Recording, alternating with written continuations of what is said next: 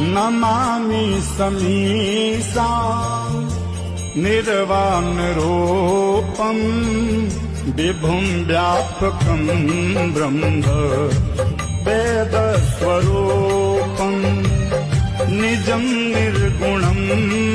निर्विकल्पं निरीहं चिदाकाशमाकाश